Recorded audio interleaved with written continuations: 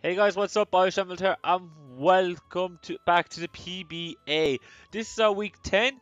Yeah, week 10 matchup against a very good friend of the channel and a really good friend of mine as well, Magmar711, and he is the coach of the Pittsburgh Thunderbolts. Now, Magmar has had also recorded the battle on his side, and it is up on his channel, which, by the way, there's a link to his channel down in the description below, so make sure you check that out. Really good guy, does loads of league battles, so definitely knows why he's at when it comes to this kind of battle format. And we have faced this guy before on the channel as well, so definitely looking forward to having this battle before we go in. Look at my notes here, my notey, as we say in Irish. We are 2-7 leading into this matchup. So we're not in the best shape. I'm not gonna lie, we're not in good shape. We're not in good shape. Pretty much, I need to win every battle from here, including this one, to the end of the league for me to have any shot at making playoffs, any shot. But it's a challenge I'm willing to face head on. Sorry now, I'm after losing where I was on my notes. Let me go back. Let me go back, because I jotted down stuff about my post-com and all that stuff. Here we go. All right. Right. Let's have a quick look at what he brought. He brought Snorlax, Smeargle, Spiritomb, Azelf, Beedrill, Mega Beedrill, and Skarmory. Now, as you guys know, we had the week 8 swaps trade-offs. So he managed to pick up Skarmory, which off Dem. I can't remember the transactions. The transaction page was, as I said, it was just nuts. It was bonkers. It was a free for all really. The whole week as well. It was just a free for all. But he managed to pick up Skarmory, which is annoying for me. But we on our team, we have a new debutant in Rhyhorn. So Geo, the Rhydon, I should say, is making his debut. As you guys know, I swapped him in instead of Armaldo to counter a flying weakness.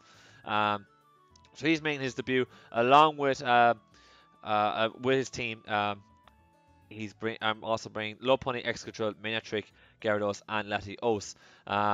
Scarfed Excadrill, Life Orb, Manectric, Mega Lopunny, and I believe it was an Life Orb Latios, and a Lumberry Gyarados as well.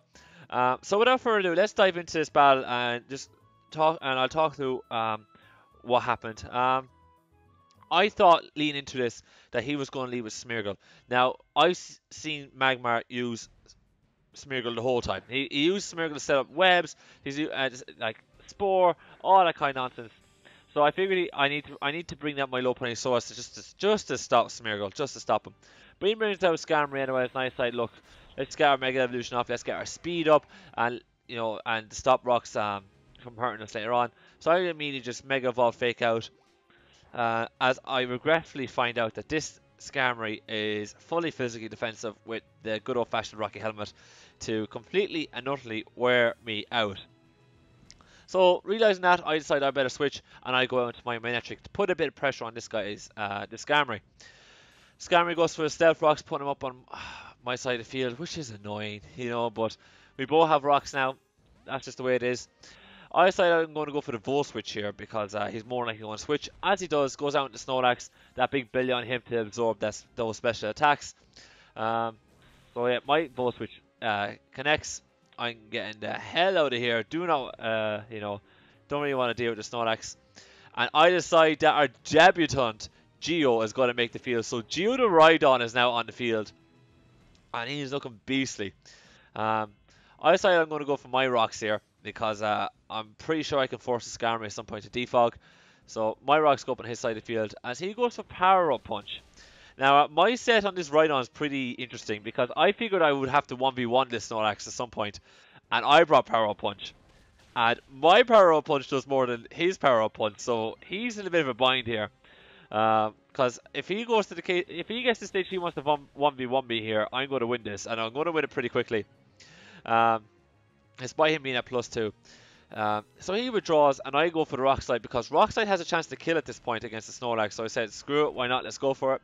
As he goes down to his Spiritomb, right? So Rock Slide's going to connect on this Spiritomb, and we're going to do a wee bit of damage, but not too much because the Spiritomb is very bulky. So this is going to land. We just get it down towards half, but Lefty's going to push him back over that half point range again. But I am happy because we've worn down that Snorlax a little bit, so that's plus for me. I swap out and decide to go back out into my Manectric because I see this guy's pretty physically bulky, and I figure let's go into my Manectric and see if we can launch a few Thunderbolts in this guy. As Spiritomb goes for the Memento. Now this is new for me because I'm like I know the move, but I think it's like one of the few times I've actually seen it done, and I'm kind of wondering what the hell was that like. I have no idea why he made that decision. But he goes down to Smeargle here, and that was probably the reason why he did, because Smeargle is very frail, and he probably felt if I go into Smeargle now, I have a chance to get a free attack off.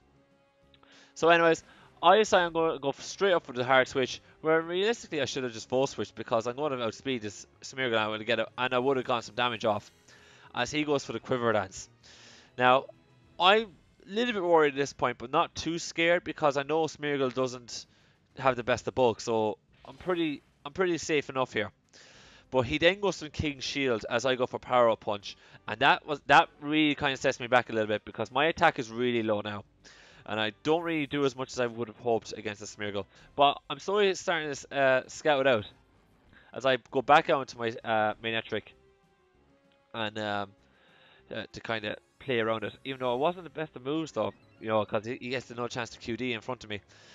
The Smeargle is kind of really starting to set up on me now, so it's a little bit of a nuisance as he goes for the King's Shield.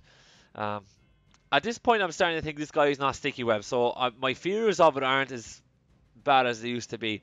But he now goes for the Baton Pass, and when I was starting to feel a lot more relaxed about this Smeargle, and I all of a sudden became petrified because this Azelf comes out now, and Azelf is the one Pokemon on Magmar's team that completely nukes me in every sense, because like he gets so much good coverage, and the fact that he's now got like a bit of Spadef boost by him, it means he's really, really hard to take down. I decided that the only way for me to get around this is by my Lola to constantly fake this thing out and wear it out. So I have to sack my Netric there because I have Thunderbolt on my my Latios Latio Skarmory. So I sack my Netric, go off for my fake out, but sadly fake out doesn't finish him off. So I now have to sack something else to be able to deal with it, because itself outspeeds my whole team as well. So I decide Excadrill isn't going to be that useful in this matchup anymore. So I decide might as well sack that, as Azelf goes for the Dazzling Gleam, hoping to pick off my Lopunny. And then it does pick off my Excadrill with the Flamethrower after that. So that was pretty abysmal, I'm not going to lie. That pretty much sucked. But I'm going to go back out now into my Lopunny. And that's going to put a lot of pressure on his Azelf, because that I'm going to either kill it or something's going to die.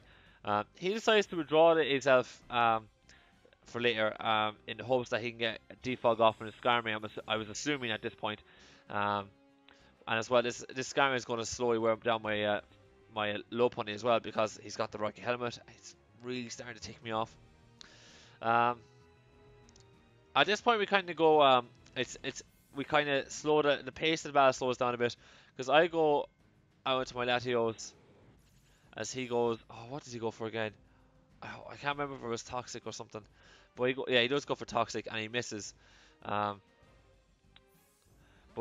he kind of switches. He goes back out to his Snorlax, and I'm not gonna lie. I'm a little bit annoyed about how the next two plays go about here, and it's my own fault really. But his Snorlax's Citrus pops as I go for the Thunderbolt, trying to KO that Skarmory. But Magmar read that and brought out this thing to kind of deal with it. Now, I have Psyshock on this Latios, precisely to deal with the Snorlax. And I decide to launch my Psyshock. It's a roll if I kill or not. And unfortunately, I don't kill him at that range. So he goes for the Bioslam. And there's no other way to put it. He gets the Paralysis. And that pretty much renders my Latios really useless, because like I needed my Latios to outspeed the Skarmory, so Skarmory can pick, I can pick up the Skarmory then, and it's not much of a deal. But now all of a sudden, my two answers to Skarmory, my Manectric and my Latios, are pretty much redundant. So I'm pretty much struggling there a little bit. Not a good series of plays there for me. He now goes out to Skarmory, fearing my power punch shenanigans while he is asleep, and probably for the best as well. I predicted him going out to Skarmory, so I decided to go out and click Rock Slide to try and wear him out. He then goes to Roost, trying to get some of his health back up. I think I'll go for another Rock Slide here, because I figured I was going to be fast on Skarmory and I was hoping for a flinch, but that didn't happen, and I missed my Rock Slide here anyways. I go for another one though, because I figured he might go for the fog or something. I might get a bit of chip damage. I wasn't too sure, but he does go for the toxic and he misses. So he has two toxic misses for him. So that sucks for Magmar, unfortunately. I go into my Latios predicting another toxic, and then I decide, let's try for the Thunderbolt in case he goes for something. But he goes for the Drill Peck instead, and that's my Latios pretty much done and dusted. Now this leaves me in a huge predicament, because I cannot deal with this Skarmory at all anymore. So I decided to go out into my Gyarados, figuring I have to start D-dancing up on this thing and try and KO it. Like, even if I lose my Gyarados here, I have to get rid of this Skarmory because this thing just walls me. He does land a Toxic here, but I'm Lumberry, so this Toxic is pretty much just, done and dusted. Don't have to deal with it. He's going to have to go for another one. I go for another D-Dance in the attempt to, bulk myself up to be able to KO this thing. I think it was 4 or 3 D-Dances I have to go for to be able to actually OHKO Skarmory from this range. So, I'm not going to lie, it really was sickening. But it was the only answer I had to the Skarmory. And because had I not been toxic here, my Skarmory could have done some, my Gyarados could have done some serious damage. At this point now, I'm in a bit of predicament. I think I have to go for another D-Dance, and Toxic is going to do its damage to me. Slowly but surely wearing me out. I do go for another D-Dance, as I'm pretty sure Skarmory goes for the Drill Peck here, hoping to pick me off with that and a combo of Toxic. Which we'll see now in a minute. He goes for the Drill Peck and it does do a number to me. And Toxic just misses on the KO. So I go for the Waterfall here, and this is a KO. Thankfully this is a KO. So Skarmory goes down, but I die to the Rocky Helmet damage. Sucks that it came that way, but the Toxic on the Skarmory was, a really good idea, because he knew he had ways to be able to eat hits, and also for me, also to put stuff out and wear me out. At this point now, I go on to my Rhydon, because he's got the Zelf, which is dead on re-entry now because he's lost his hazard removal in my eyes. He's got Beedrill, which can't touch Rhydon, and he's got Smeargle left. So for me, and he's got Snorlax, which my Rhydon can 1v1. Smeargle comes out here anyways, and he goes for the King's Shield. I read that and I said, no, that's not happening. I'm going to go for the Rock Slide. He goes for the Sticky Web at this point, and that is a bit annoying. But at this point, I'm like, his Beedrill's going to outspeed my low pony anyway, so I'm not too worried about it. I just didn't want Sticky Web earlier because I had Scarf Extra that can kind of outspeeds Mega Beedrill. He goes out into his Zelf and just foders that off, and that was the right play to make. Just to keep Smeargle alive a bit longer. He goes out to this Snorlax, and I can kind of 1v1 the Snorlax, especially since it's asleep. So I start power up punching away here. I think I'm at +2 at this point, so I'm in pretty good nick. I'm thinking like I'm after somehow clawing this back, despite himself being so lethal. But he is Sleep Talk, and luckily he went for rest there. I kind of felt from there, actually, after my experience with Sleep Talk Umbreon not pulling through for me in week 7. But I go for the Rock Slide and I pick off the Snorlax, so Snorlax is done. He goes on to Beedrill here.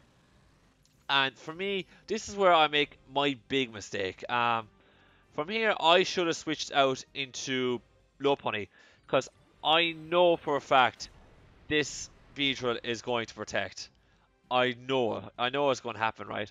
So I should have gone out into my Lopunny predicting this, right? And then I would have been able to fake out the next turn and done a damage, because he would have had to double switch, you know, into Smeargle to take it. Beatrice will come. Beatrice will be down to half at that point, and it becomes mind games. But we were pretty much dead in mind games at this point, because the match was really heated. We were like 2v2 at this point. Or was it? Oh yeah, we were 2v2. So he goes out to Smeargle, sacking that off, which was for the right decision. And unfortunately, U-turn does so much damage to my Rhydon that he kind of has the upper hand here. He's pretty much got a 1, because U-turn just kills me at this point. So he's down to half. He goes for the U-turn. He picks me off, and unfortunately he has this game won, because he can just protect on my low playing fake out, and I did not bring double priority to deal with this thing. I brought just the fake out, and I think I brought fire punch, whereas I really should have just brought the quick attack, just to just for the double priority, because it would have came in handy here. But he does go, and it would have came in handy against himself as well. Double priority here would have been fantastic. But he goes for the fake out, and oh no, I go for the fake out. He protects. He then goes for the poison jab, finishes me off, and Magmar picks up the 1-0 win. I believe it was 1-0 at the end of it all. Yeah, it was 1-0. So you know, GG Magmar, great game as always. Very close matchup.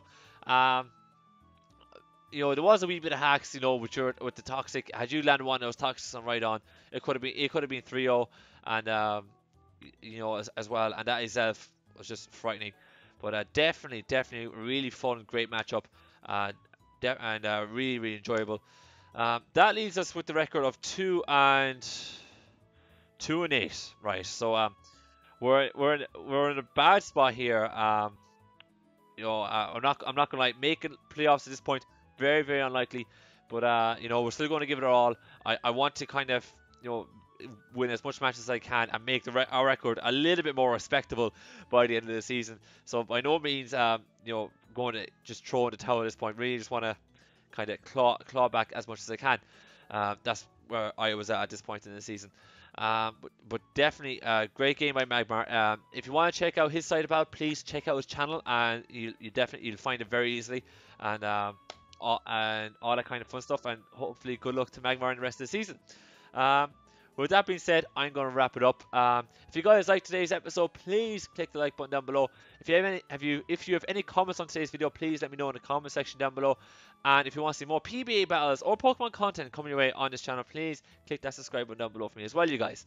On that note, thanks so much for watching, and I'll see you next time.